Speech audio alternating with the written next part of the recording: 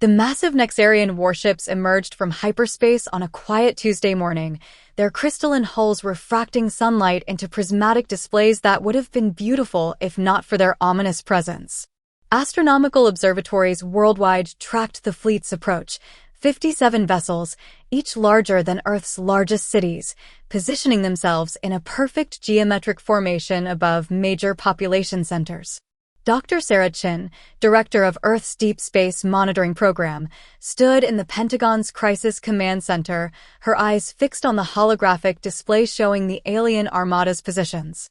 The room buzzed with controlled chaos as military officers and civilian officials struggled to coordinate a global response. She had spent the last 15 years preparing for this moment, though few knew the true extent of those preparations. High Admiral Crix of the Nexarian Collective stood on his command bridge, his iridescent scales shifting colors with his mood, currently a deep purple of smug satisfaction. His species had conquered 12 civilizations in the last century alone, and Earth would be their 13th. These humans, with their primitive spaceflight capabilities and their fragmented political system, would surely crumble at first contact. "Begin the transmission," Crix commanded, his translator converting his harmonic speech into all Earth languages simultaneously. His image appeared on every screen and holographic display on the planet, his tall, elegant form towering over his bridge crew. "People of Earth, I am High Admiral Crix of the Nexarian Collective. Your world has been chosen for integration into our empire. Your technology is primitive, your defenses negligible. Surrender within one planetary rotation, and we will be merciful. Resist, and we will reduce your civilization to atoms." In the UN Security Council chamber, representatives from world governments sat in apparent shock. The Russian delegate downed his fourth cup of coffee. The Chinese representative's fingers flew across multiple tablets. The American Secretary of Defense kept checking his phone, waiting for a specific signal. Dr. Chin stepped forward, her voice steady despite the weight of the moment. "Ladies and gentlemen, it's time to activate Protocol Omega." She placed her palm on a biometric scanner, and hidden screens emerged from the walls. While the Nexarians were watching our civilian space program, monitoring our public communications, and preparing for what they thought would be an easy conquest, we were building something else entirely. The screens showed orbital platforms disguised as communications satellites, underground manufacturing facilities that had been producing advanced weaponry for decades, and defensive systems that would make any invasion force regret their choices. "We knew they were coming," she continued, allowing herself a small smile. "We've known for 50 years, ever since we detected their first scout ships. Everything they've seen of Earth's technology has been carefully crafted theater." The Secretary General's eyes widened. "Dr. Chin, are you saying?" "I'm saying that humanity has the most powerful defensive network in this arm of the galaxy," she replied, bringing up more detailed schematics. "We've had half a century to study their technology, reverse engineer it, and improve upon it. While they watched our rockets and satellites, we were building quantum shield generators and gravity manipulation systems. We let them see exactly what we wanted them to see." High Admiral Crix's mandibles twitched as his crew reported no response from Earth's governments. His patience wearing thin, he ordered, "Begin the first wave of the assault. Target their largest cities. Let them witness true power." The Nexarian ships charged their main weapons, the crystalline hulls humming with energy. But as they fired their first salvos, something unexpected happened. The energy beams simply disappeared, absorbed into invisible barriers that flickered with rainbow hues before fading back to transparency. Dr. Chen's voice crackled through their communication systems, speaking perfect Nexarian. "I believe this is the part where we're supposed to tremble in fear. Sorry to disappoint, but we've been expecting you. For decades, we've been carefully crafting our image as a primitive species, knowing it would make you overconfident. Now, let us show you what humanity is truly capable of." The Earth's atmosphere suddenly lit up with thousands of quantum nodes, creating a planetary defense grid that made the northern lights look dim in comparison. Hidden orbital platforms emerged from their stealth fields, surrounding the Nexarian fleet. And in deep space, The first wave of Earth's true warships dropped their cloaking devices, vessels that made the Nexarian ships look obsolete by comparison. "You see, Admiral Crix," Dr. Chen continued, her voice carrying a hint of amusement, "we've had time to prepare. Time to unite. Time to advance far beyond what you thought possible. So, I have a counteroffer for you. Surrender within 1 hour and we'll let you leave our solar system intact. Resist."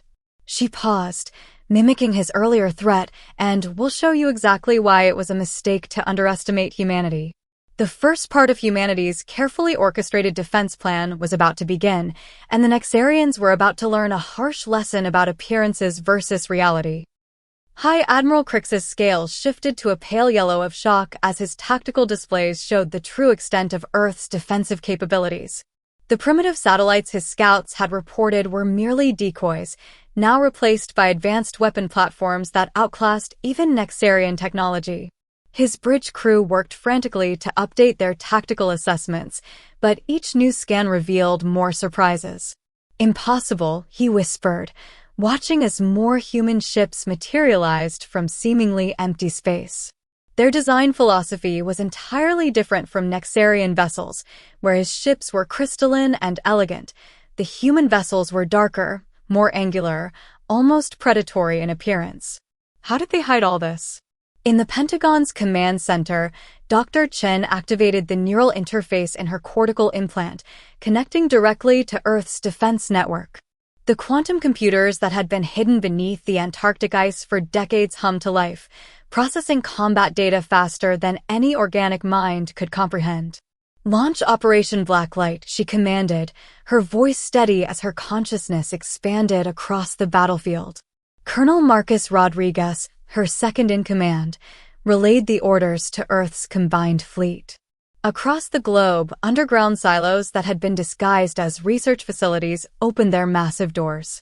The first wave of Earth's special weapons emerged, swarms of autonomous drones smaller than hummingbirds, each powered by miniaturized fusion reactors. They moved in perfect synchronization, their quantum-entangled processors allowing them to act as a single entity. The swarms surrounded the Nexarian ships, their sensors probing for weaknesses in the alien vessel's crystalline structure. "Your ships are beautiful, Admiral Crix," Dr. Chen transmitted. "But beauty has its price. Crystalline structures are particularly vulnerable to resonant frequencies." She paused, allowing him a moment to understand the implications. "We've had 50 years to study your technology. Did you really think those scout ships of yours left our solar system undetected?" The swarms activated their sonic emitters simultaneously. The perfect crystalline lattices of the Nexarian ships began to vibrate at their resonant frequencies. Hairline cracks appeared in their hulls, spreading like spider webs across their surfaces. 3 smaller vessels shattered completely, their crews barely managing to evacuate to emergency pods. Crix snarled, his scales now a deep red of rage. "All ships, switch to dispersed formation. Launch our fighter squadrons." Thousands of smaller craft poured from the larger vessels, their energy weapons filling space with deadly beams of light. But Earth was ready for this too. Colonel Rodriguez activated the next phase of their defense. "Release the wraiths," he ordered, a slight smile playing across his face. From Earth's oceans, massive shapes rose into the sky, submarines that had been much more than they appeared. They transformed in flight, their hull plates shifting and reconfiguring into aerial combat configurations. "You focused so much on watching our skies," Rodriguez transmitted to the Nexarian fleet, "that you never thought to look deep into our oceans. Humanity learned long ago that the best place to hide is in plain sight." The transformed vessels engaged the Nexarian fighters, their plasma weapons engineered specifically to counter alien shielding technology.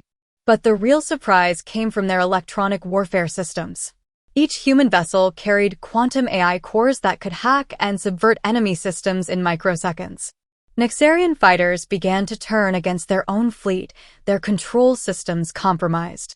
Others simply shut down, their pilots trapped in powered-down craft. The carefully coordinated Nexarian attack dissolved into chaos. In orbit, Dr. Chen watched through the neural interface as the battle unfolded exactly as their simulations had predicted. "You should have done more research on Earth's history, Admiral," she transmitted. "Humans have been practicing the art of war for thousands of years. We've learned that the best weapon is the one your enemy doesn't know exists until it's too late." The quantum defense grid around Earth pulsed with energy, creating corridors of altered spacetime that trapped Nexarian vessels in temporal bubbles. Time moved differently inside these bubbles. Seconds stretched into hours for the trapped ships, giving Earth's forces all the time they needed to disable them systematically. But Crix wasn't finished yet. His flagship, the massive Crystal Sovereign, began charging its primary weapon, a planet cracker capable of shattering Earth's crust. "If we cannot have this world," he raged, "then no one will." Dr. Chen's response was calm, almost pitying. "That's exactly the reaction we expected from you, Admiral. Thank you for proving us right."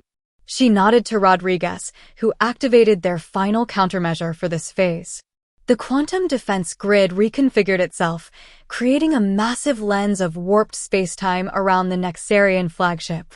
As the planet cracker fired, its enormous energy beam was caught in the lens, twisted through 11 dimensions, and redirected back at its source.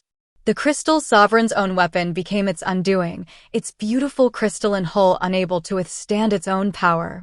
As the flagship began to break apart, Crix realized that this was only the beginning. The humans hadn't even shown their full capabilities yet. This was merely their opening move, a demonstration designed to give the Nexarians one last chance to retreat. But pride and rage clouded his judgment. As his crew evacuated to emergency pods, he remained on the bridge, scales now pulsing with the deep blue of determination. "This is not over," he transmitted on all frequencies. "What you've shown us today only proves that your species is too dangerous to be allowed to exist. The full might of the Nexarian collective will answer this challenge." Dr. Chen's reply was simple: "We're counting on it." The emergency transmission reached the Nexarian homeworld within hours. High Command reviewed the battle footage with growing concern as they watched their advanced fleet being systematically dismantled by what they had dismissed as a primitive species. The Grand Strategist, an ancient Nexarian whose scales had faded to pearl white with age, called an emergency session of the War Council. Meanwhile, in Earth's Lunar Command Center, Dr. Chen and Colonel Rodriguez prepared for the next phase. The facility, hidden beneath the moon's surface for 30 years, housed humanity's most advanced quantum computing core. Holographic displays showed the positions of incoming Nexarian reinforcements, exactly as predicted. "They're bringing their main battle fleet through the Kuiper Belt," Rodriguez noted, watching the quantum sensor readings. 500 capital ships, including 3 worldbreakers. He paused, studying the formations. "They're not taking any chances this time." Dr. Chen nodded, her neural interface processing tactical data streams. "Execute Operation Stardust. Let's show them why we let them detect the space." She turned to face the assembled command staff. "Humanity didn't just prepare defenses, we reformed the entire solar system." Throughout the asteroid belt, seemingly ordinary rocks began to move. What the Nexarians had dismissed as natural formations were actually autonomous weapons platforms, disguised and positioned over decades. Each contained miniaturized singularity generators, technology humanity had reverse-engineered from studying debris from the Nexarian scout ships. The Nexarian main fleet approached with extreme caution, their sensors probing for the quantum defense networks that had proved so devastating in the first battle. But Earth had no intention of using the same trick twice. Instead, the asteroids began to fracture, each breaking into thousands of smaller pieces, all moving with precise coordination. Interesting fact about humanity, Dr. Chen transmitted to the approaching fleet. "We've always been fascinated by the concept of self-replicating machines. Von Neumann probes, we called them. Theoretical, of course, until we studied your propulsion technology." The asteroid fragments revealed their true nature. Each was a fully autonomous unit capable of consuming raw materials and producing copies of itself. The entire asteroid belt had been converted into a vast production facility, hidden in plain sight. The Nexarian fleet found itself surrounded by millions of rapidly multiplying machines. On the Nexarian flagship, The fleet commander watched in horror as the machines began to swarm. Impossible, she breathed, her scales shifting to the deep green of fear. The energy requirements alone. 0-point energy extraction, Dr. Chen replied, having intercepted the transmission. Another gift from studying your scout ships. We just took the concept further than you ever imagined possible. The swarm attacked, not with conventional weapons, but with targeted gravitational fields that turned space itself into a weapon. Nexarian ships found themselves caught in microscopic gravity wells, their crystalline hulls straining against forces they were never designed to withstand. But humanity's true masterpiece was yet to be revealed. The Lunar Command Center itself began to transform. The moon's surface split along artificial fault lines as the facility rose from its hidden bunker. It wasn't just a command center, it was humanity's ultimate weapon platform. We didn't build our base on the moon, Rodriguez transmitted, allowing pride to color his voice. We turned the moon into our base. The entire satellite has been hollowed out and repurposed. We call it the Artemis platform. The moon's surface reconfigured itself, revealing massive energy collectors and weapon systems that had been concealed beneath regolith for decades. The Nexarian fleet's scans showed power readings that exceeded their entire civilization's energy production. Dr. Chen's voice carried across space once more. Your civilization built beautiful ships and conquered worlds. Humanity? We learned to rebuild worlds. We remade our entire solar system into a fortress, piece by piece, preparing for this very moment. The Artemis platform fired its main weapon, not a destructive beam, but a massive quantum field that engulfed the entire Nexarian fleet. Ships found their quantum communications severed, their faster-than-light drives disabled, their tactical networks corrupted. We could destroy your ships, Dr. Chen continued. But that's not our goal. We want you to survive. We want you to return to your collective and deliver a message. Earth is not a target. Earth is not a prize to be won. Earth is a warning. The Nexarian fleet commander watched helplessly as her ship systems were systematically locked down by human quantum protocols that seemed centuries ahead of their own technology. The terrible truth dawned on her. They hadn't been studying humans. Humans had been studying them, using their every scout ship and probe as an opportunity to learn, adapt, and advance. In the War Council chamber on the Nexarian homeworld, the Grand Strategist reached a chilling conclusion. They hadn't discovered Earth. Earth had allowed itself to be discovered, preparing a trap that had taken decades to set. And they had walked right into it. In the depths of Nexarian space, the Grand Strategist initiated their civilization's most closely guarded contingency, the Twilight Protocol. Ancient weapons, sealed away for millennia, were awakened. Ships thought lost to legend emerged from hidden dimensional pockets. The collective had not faced defeat in 10,000 years. They would not accept it now. Dr. Chen sensed the disturbance before Earth's sensors detected it. The quantum computing core beneath the lunar surface registered ripples in spacetime, echoes of something massive approaching. She turned to Rodriguez, her expression grave. They're accessing their forbidden technologies. Just as the simulations predicted. The space around Neptune began to twist and distort. A massive portal torn through reality itself appeared, large enough to swallow Earth's moon. Through it came the Nexarians' ultimate weapon, the World Forge, an artificial star encased in dimensional fields and bound to their will. Ancient Nexarian texts spoke of it being used only twice in their history, leaving entire galactic sectors lifeless. The fleet commander's scales shifted to the deep crimson of triumph as she broadcast across all frequencies. You have forced our hand, humans. The World Forge can reduce your entire solar system to its constituent atoms.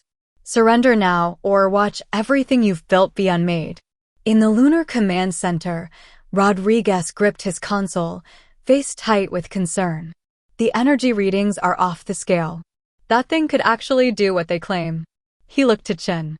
Please tell me we planned for this. Dr. Chen's smile was subtle but confident. Of course we did. Why do you think we let them get this far? She opened a secure quantum channel to Earth's final line of defense.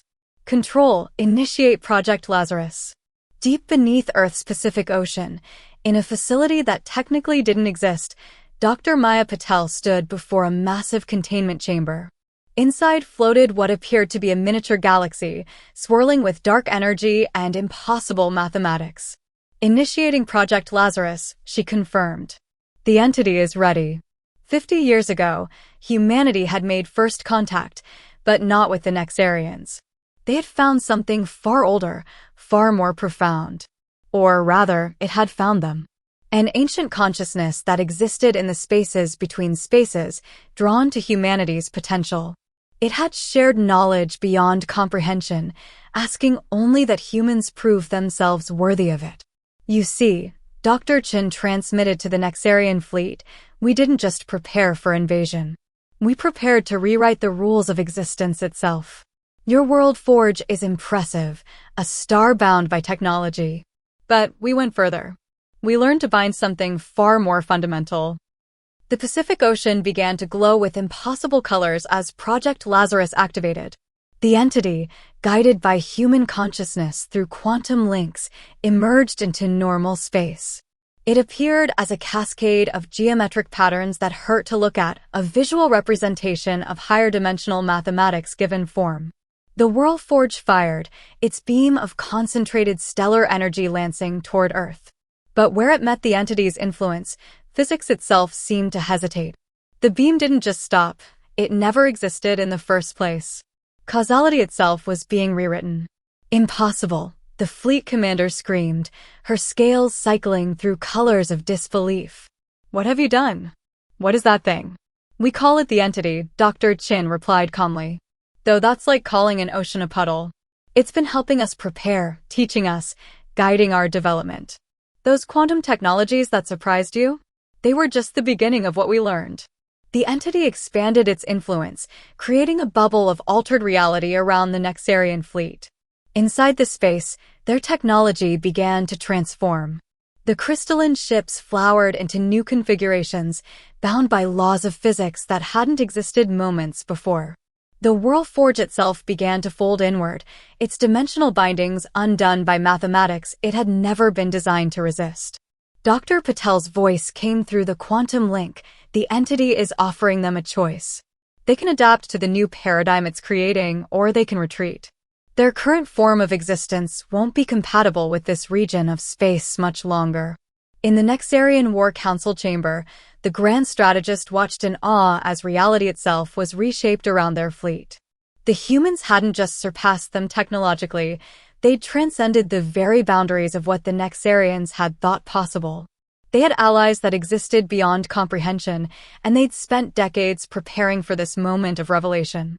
Your civilization conquered worlds, Dr. Chin transmitted one final time. We learned to speak with the consciousness of reality itself. The choice is yours now, evolve, retreat, or cease to be. But know this, humanity will never be conquered. We are not merely protected. We are the protectors of something far greater than ourselves. The World Forge, pride of the ancient Nexarian Empire, collapsed in on itself, transformed by the entity's influence into something new, a bridge between what was and what could be. The fleet commander, watching her supposedly invincible weapon become something else entirely, finally understood. They hadn't just underestimated humanity's technology. They'd underestimated their capacity to embrace the impossible.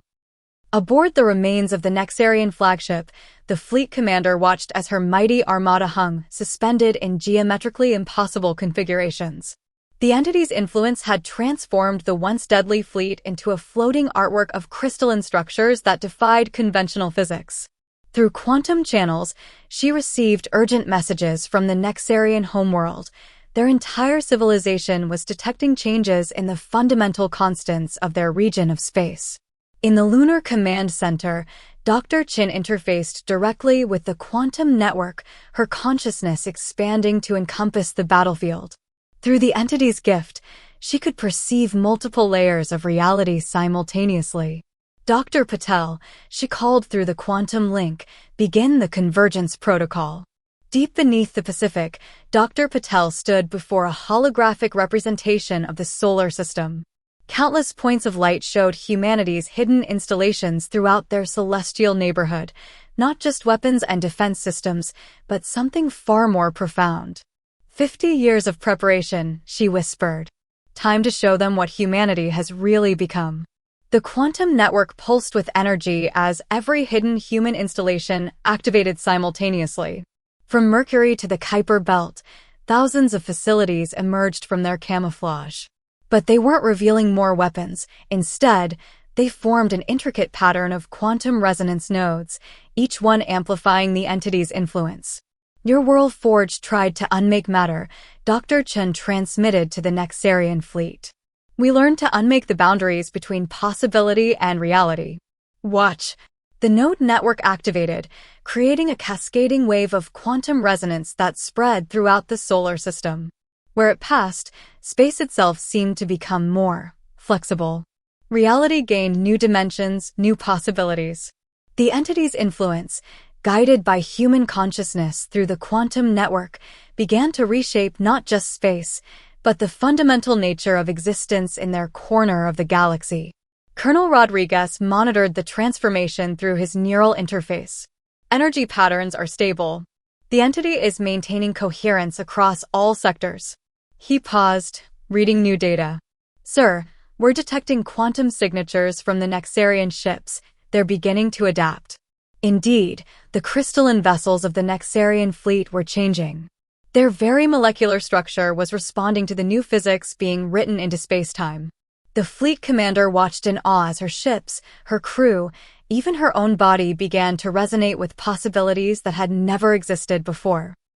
This was always humanity's true strength, Dr. Chin explained, her voice carrying across quantum channels. Not our weapons, not our tactics, but our ability to adapt, to embrace change, to see beyond what is to what could be. The entity chose us because of this. It saw in humanity a kindred spirit, a species willing to transform itself to reach its full potential. The quantum resonance reached its peak, and suddenly every human in the solar system was connected through the network, their consciousnesses linked but distinct. It wasn't a hive mind, it was something new, a harmony of individual minds working in perfect concert while maintaining their uniqueness. Dr. Patel's voice joined the quantum chorus. For 50 years, we've been preparing not just for war, but for evolution. The entity showed us that the next step in development isn't biological or technological, it's fundamental. The ability to rewrite the rules of existence itself. The fleet commander felt it then, the offer being extended through the quantum field. Not surrender, not submission, but transformation. The entity, through humanity's guidance, was offering the Nexarians a chance to transcend their current form of existence. Your civilization spent millennia conquering, believing that power came from dominion over others, Dr. Chen transmitted. We spent our time learning, growing, preparing for a transformation beyond anything you imagined possible. You can join us. Your entire civilization can evolve beyond the need for conquest. Or you can retreat to the stars you came from, but know that this region of space will never be the same. The choice is yours. In the War Council chamber, the Grand Strategist watched the quantum readings with growing understanding. The humans hadn't just defeated them, they'd transcended the very game they were playing. They offered not subjugation but ascension, not defeat but evolution. Throughout the solar system, the quantum network hummed with potential, ready to either welcome the Nexarians into a new phase of existence or bid them farewell. The entity's influence held reality in a state of flux, waiting for their choice. The next few moments would determine not just the outcome of a battle, but the future course of two civilizations, and perhaps the galaxy itself. Dr. Chin addressed both civilizations through the quantum link. This was always the entity's goal, not to help one species dominate another, but to guide us toward a mutual transcendence. Humanity's greatest strength wasn't our weapons or our strategies, but our ability to imagine possibilities beyond the obvious. We didn't just prepare for war, we prepared for peace on a scale never before imagined. The transformation spread through the Nexarian collective like a wave of enlightenment. Ships that had been built for war became vessels of exploration. Weapons were transformed into tools of creation. The crystalline technology that had been their pride evolved into quantum-enhanced structures that existed partially outside of conventional spacetime. In Earth's quantum network, Dr. Patel monitored the final stages of integration. The entity is stabilizing the new quantum constants across both civilizations. We're achieving harmony on a fundamental level. The fleet commander, now existing as a quantum-enhanced consciousness, shared her perspective through the network. We sought to conquer worlds, but you showed us how to transcend them entirely. Our civilization spent millennia advancing our technology, never realizing we were merely scratching the surface of what was possible. Throughout the solar system, human installations began to shift, adapting to the new reality they had helped create. The defensive networks transformed into quantum resonance arrays, maintaining the delicate balance of the enhanced space-time they now inhabited. The moon base, once humanity's ultimate weapon platform, became a nexus of quantum computation and interspecies collaboration. "This is humanity's true victory," Dr. Chin transmitted, her consciousness expanding through the quantum network. "Not the defeat of an enemy, but the elevation of all. The entity chose us not because we were the strongest or the most advanced, but because we could imagine this moment, when two civilizations might transcend their limitations and evolve together." The grand strategist, now part of the quantum consciousness, shared a final insight. "We came seeking conquest, but found enlightenment. You prepared not just to resist us, but to save us from ourselves." As the transformation completed, the solar system had become something new, a nexus of evolved consciousness and quantum possibility. The entity's influence, guided by the combined wisdom of two civilizations, had created something unprecedented in the galaxy's history, a harmony of existence that transcended the traditional boundaries of space, time, and consciousness. In the quantum-enhanced space between moments, the Nexarian fleet commander made her decision. Her scales shifted through a previously impossible spectrum of colors as she opened herself to the transformation. Through the quantum network, she felt the entity's presence, guided by human consciousness, beginning to reshape her very understanding of existence.